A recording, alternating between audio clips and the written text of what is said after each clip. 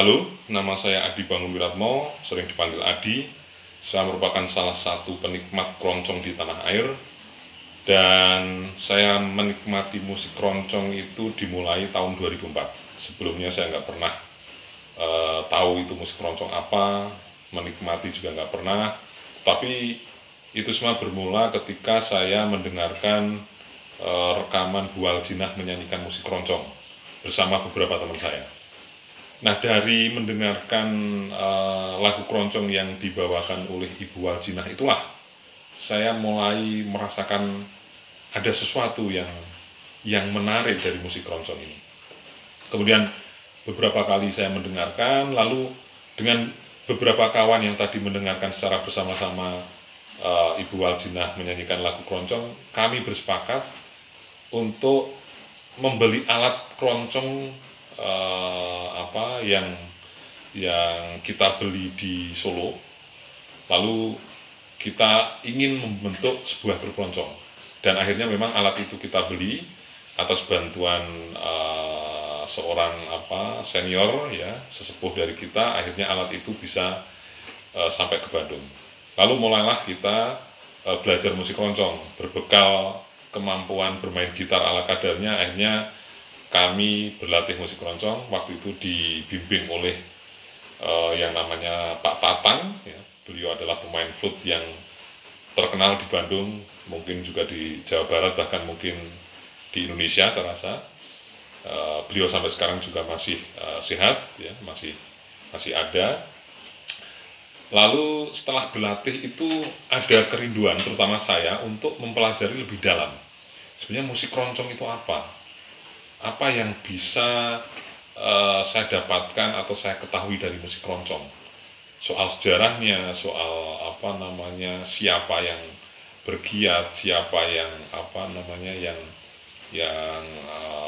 menjadi tokoh-tokohnya, lalu siapa yang nyanyi dan seterusnya. Akhirnya saya membentuk sebuah mailing list ya, wadah orang-orang yang mempunyai email dan berdiskusi. Kebetulan saya backgroundnya IT, saya bentuk mailing list namanya keroncong@yahoogroups.com. Akhirnya satu persatu perlahan-lahan bergabunglah pecinta musik keroncong. Tidak hanya pencinta ya, ada musisi, ada penyanyi yang bergabung. Akhirnya kita diskusi di situ. Nah, dari obrolan diskusi di mailing list itu, lalu kita bersepakat untuk ketemu kopi darat. Waktu itu kita kopi daratnya di TVRI Jakarta, di mana saat itu TVRI Jakarta itu menyiarkan atau mempunyai program siaran live musik keroncong. Kita menikmati musik keroncong di sana. Lalu setelah bertemu, saya dengan beberapa kawan yang datang itu punya pemikiran bagaimana kita bisa mensosialisasikan musik keroncong, karena saya lihat waktu itu mungkin belum terlalu banyak orang yang menikmati musik keroncong, terutama anak muda ya. Lalu beberapa teman mengusulkan gimana kalau kita bikin media dalam bentuk buletin ya, untuk kita bagikan secara gratis. Isinya apa? Isinya ya berita-berita tentang keroncong, sejarah keroncong, artikel-artikel tentang keroncong. Akhirnya kita buat, lalu kita beri nama Crong. Nah, mungkin diantara teman-teman sudah pernah dengar Crong ya. Lalu dari situ kita membuat berbagai macam kegiatan. Kita bikin pernak-pernik keroncong, kaos keroncong, yang tujuannya adalah mensosialisasikan musik keroncong. Kemudian kita membuat event-event keroncong ya, lalu mendatangi event keroncong, kemudian juga bersilaturahmi dengan berbagai kalangan yang terlibat di keroncong. Lalu kita berkumpul juga, kadang-kala kita memainkan musik keroncong. Sempat ada nama grup keroncong cyber. Nah, itulah teman-teman yang tergabung di internet melalui mailing list itu ketika kami memainkan musik keroncong dan tampil, karena waktu itu pernah kita tampil di sebuah event internasional keroncong festival di Solo. Nah, kemudian terus kita bergiat lalu merasa perlu mempunyai wadah yang bisa memayungi kegiatan-kegiatan itu. Kemudian kita bikin yayasan. Yayasannya namanya Yayasan Pecinta Keroncong Cerung. Nah, kegiatan-kegiatan tadi memang sempat menjadi fenomena ya, karena waktu itu memang belum ada buletin keroncong, tapi memang karena kita ini kan semuanya adalah sukarelawan.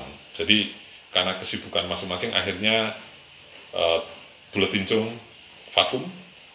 Kita ngumpul juga jarang, keroncong cybernya juga sudah lama nggak kita pakai lagi nama itu, bahkan yayasan pun belum terlalu banyak digerakkan. Nah, setidaknya dengan kegiatan-kegiatan yang sifatnya mensosialisasikan musik keroncong itu memang menjadikan ada semacam pergerakan lah, bisa dikatakan seperti itu, karena bisa menjadi trigger bagi berbagai komunitas atau grup yang bertemu dengan kita untuk bisa mengaktualisasikan diri melalui berbagai macam kegiatan, entah itu diliput di cerung atau dibuatkan media untuk tampil ya. Kita pernah kerjasama dengan Bentara Budaya Jakarta untuk menampilkan musik keroncong, dan masih banyak lagi. Tapi memang sampai sekarang ini kondisinya vakum, tetapi kalau berkaitan dengan cerung kami mempunyai media digital, ada websitenya www.cerung.com, itu masih bisa diakses, dan kita juga mempunyai Instagram. Nah, itu sisi keroncong. Jadi keterlibatan saya di musik keroncong, kemudian membentuk grup keroncong, lalu bergiat dengan kawan-kawan komunitas keroncong cerung tadi, yang sampai sekarang kami juga masih sering diskusi, tetapi hanya sekedar diskusi ngobrol sehelo saja. Tetapi untuk bergiat kami belum mulai. Tapi memang ada harapan, ada keinginan untuk menggerakkan itu. Nah, ada pesan dari Mas Koko Tole yang meminta saya untuk menyampaikan hal ini, yaitu berkaitan dengan perkembangan musik keroncong di Kota Bandung. Kalau di Kota Bandung sendiri, begitu saya mulai bergiat membentuk grup keroncong, ya, Jempol Jentik, itu nampaknya memang mulai ada perkembangan. Jadi saya lihat waktu itu mulai muncul grup-grup keroncong ya, baik itu grup keroncong yang yang muncul melalui komunitas-komunitas atau dari kampus-kampus. Karena paling tidak waktu itu saya pernah melihat dan mendengarkan dan berkomunikasi dengan mereka, setidaknya ada grup keroncong dari Telkom University, ada grup keroncong dari STSI yang sekarang namanya ISBI, lalu UPI, Universitas Pendidikan Indonesia, yang ini sampai sekarang masih eksis. Lalu tahun 2013 saya studi lagi di ITB, saya mencoba istilahnya memprovokasi kawan-kawan yang senang musik untuk membentuk grup keroncong, dan terbentuk. Bahkan waktu itu juga sempat tampil, tapi begitu saya lulus, ya itu vakum lagi. Sehingga kalau kita bicara perkembangan keroncong muda di Bandung saat ini, memang kelihatannya menurun ya.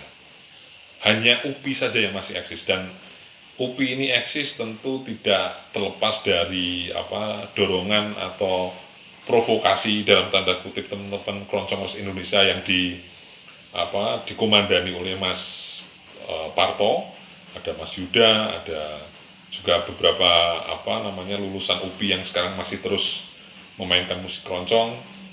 Nah, selain itu kelihatannya vakum. Ada juga grup anak atau sekolah SMP dan SMA Santa Angela. Saya nggak ngerti, ini saya sudah terlalu lama tidak berinteraksi sehingga saya nggak begitu paham apakah ini masih eksis atau tidak, tapi setidaknya waktu itu eksis ya. Jadi perkembangannya sangat oke kala itu. Nah, kalau untuk keroncong senior sendiri, saya juga melihat waktu itu cukup banyak grup keroncong senior yang eksis, tetapi saya dengar juga akhir-akhir ini juga mulai menurun.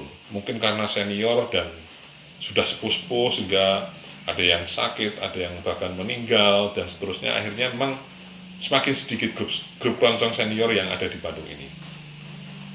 Ini juga mungkin dipengaruhi oleh ruang-ruang yang memfasilitasi musik keroncong yang semakin menipis. Kalau kala itu paling tidak ada radio, Gita FM, ada RRI yang memang menyiarkan keroncong secara live. Tetapi dengan vakumnya atau berhenti dua radio itu menjadikan ruang untuk mengekspresikan atau menampilkan musik keroncong jadi semakin sempit.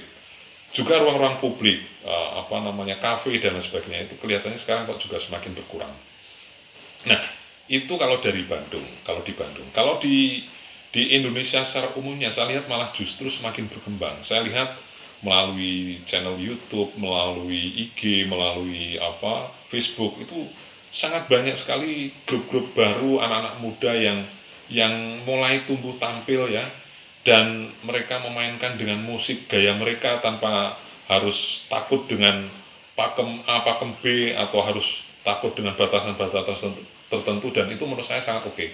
Jadi saya merasa anak-anak muda ini perlu jangan dibatasi pergerakan mereka atau kreativitas mereka, sehingga mereka mau memainkan musik keroncong. Kalau mereka sudah mau, saya rasa mereka juga akan mau belajar sejarah, belajar pakemnya seperti apa, cara memainkan secara klasiknya seperti apa ya. Saya rasa itu dengan sendirinya nantinya akan mau dipelajari oleh mereka.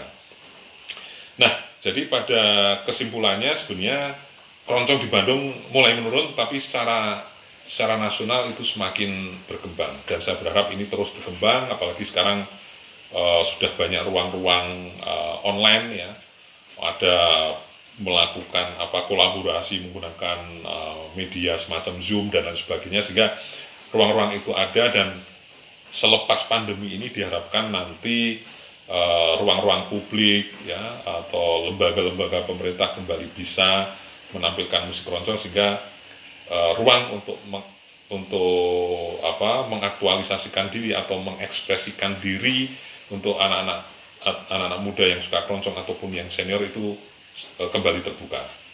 Saya rasa itu. Kemudian yang terakhir, saya mengucapkan selamat atas dibuatnya channel keroncong kita. Semoga ini menjadi wadah bagi siapa saja yang ingin kembali tadi mengaktualisasikan diri, memperkenalkan diri bahwa mereka mempunyai grup, bisa menyanyi dan sebagainya, atau malah pengen ngomong seperti saya ini, pengen berbagi cerita ya. Saya harapkan ini menjadi ruang yang sangat baik dan menarik, dan saya harapkan terus berkembang dan semakin banyak yang melihat dan menonton.